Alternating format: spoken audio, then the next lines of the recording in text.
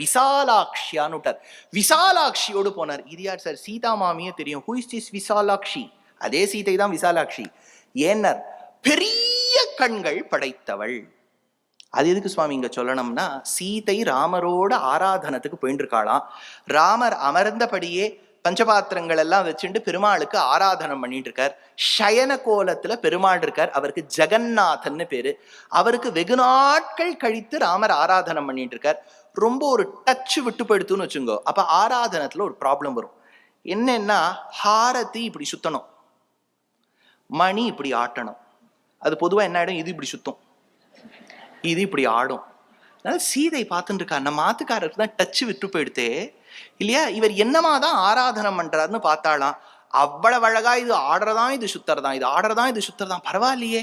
அந்த ஆச்சரியத்துல கண்ணு பெருசாயிடுதான். அதனால சகபத்னியா விஷாலாட்சியா நாராயணம் உபாகமத்துன்னு வியாக்கியாத்தை எடுத்தார்.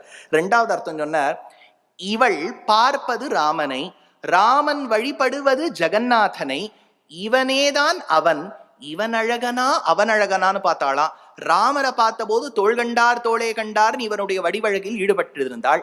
ரங்கநாதரை பார்த்தோன்னே, ஜெகநாதரை பார்த்தோன்னு, ஓஹோ இவரை விட அவர் நன்னா இருக்காரே அப்படின்னு ஆச்சரியத்துல கண்ணு பெருத்து போயிட்டான். சகபத்னியாம் விஷாலாக்ஷ்யாம் நாராயணம் உபாகமத்